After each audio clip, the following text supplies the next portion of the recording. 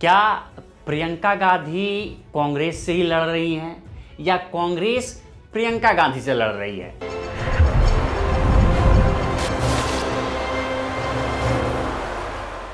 क्योंकि सवाल अब उठने लगे हैं। सवाल इसलिए उठने लगे हैं क्योंकि प्रियंका गांधी किसी भी कांग्रेस पार्टी के बड़ी बैठकों में शामिल नहीं हो रही हैं। चाहे वो कांग्रेस का महाअधिवेशन हो जो गुजरात में 8-9 अप्रैल को आयोजित किया गया था।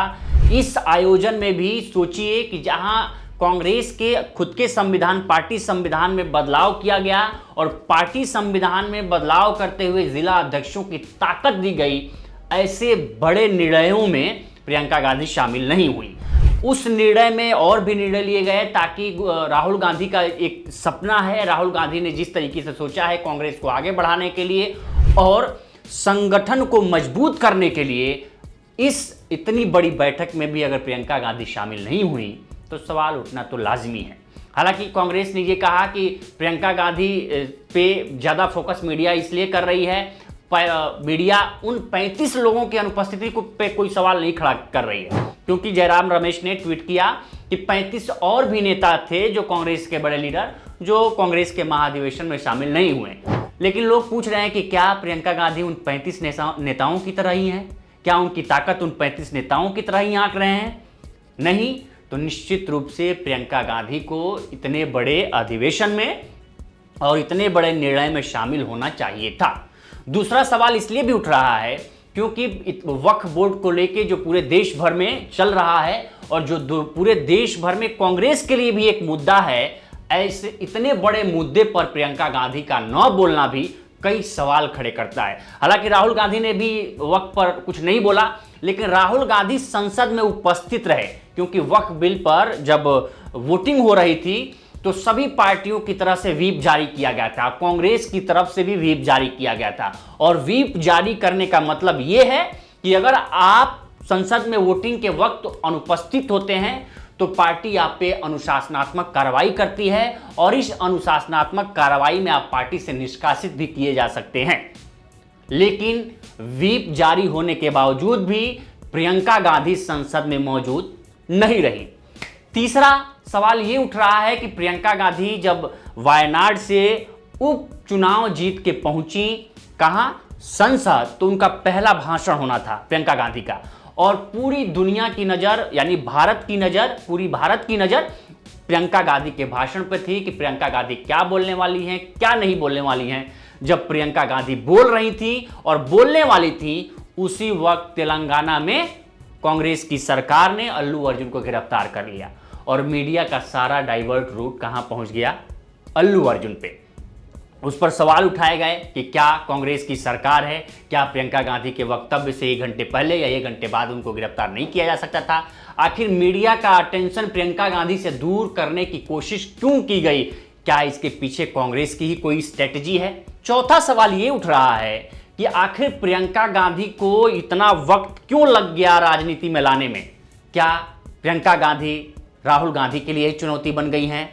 क्योंकि प्रियंका गांधी को रायबरेली से जब सीट खाली हुई तो प्रियंका गांधी को न दे के राहुल गांधी को लेके आया गया वायनाड से, चूंकि राहुल गांधी वायनाड से ऑलरेडी सांसद थे, उसके बाद ही रायबरेली लाया गया उनको।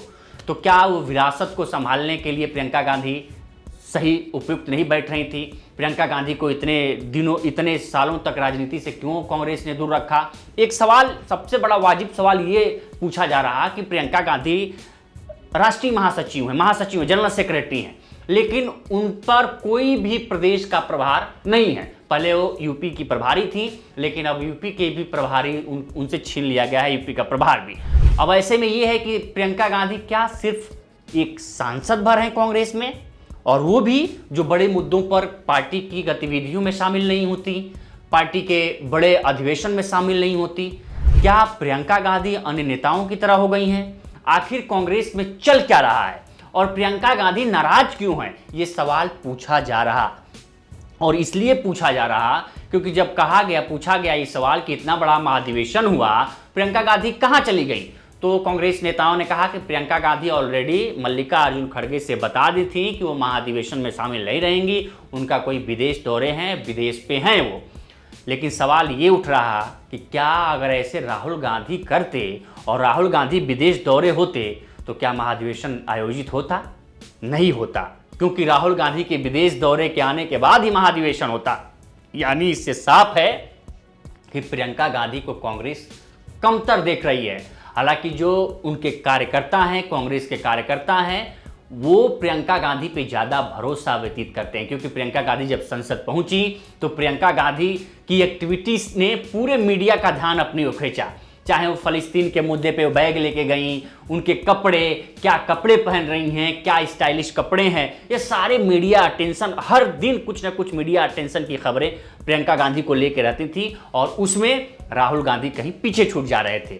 ऐसे में क्या एक बार फिर से यही स्ट्रेटेजी हो रही है कि प्रियंका गांधी को राहुल गांधी से आगे न रखकर पीछे किया जाए? और ऐसे में यही सवाल पूछा जा रहा कि आखिर प्रियंका गांधी कहां गायब हो गई हैं।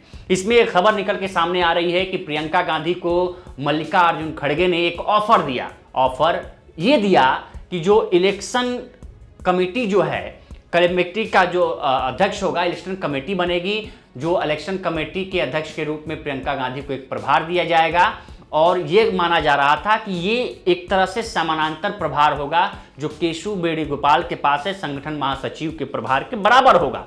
लेकिन प्रियंका गांधी ने, जब मल्लिकार्जुन खड़गे ने प्रियंका गांधी को बुला के ये प्रस्ताव उनके सामने रखा तो प्रियंका गांधी ने ये कहा कि मैं सोच के आपको बताऊंगी कि ये पद मैं लूंगी कि नहीं लूंगी। लेकिन कुछ समय बाद प्रियंका गांधी ने अपना संदेश भेजा कि मैं इस पद को नहीं लूंगी, यानी प्रियंका गांधी ने उस पद को ठुकरा दिया।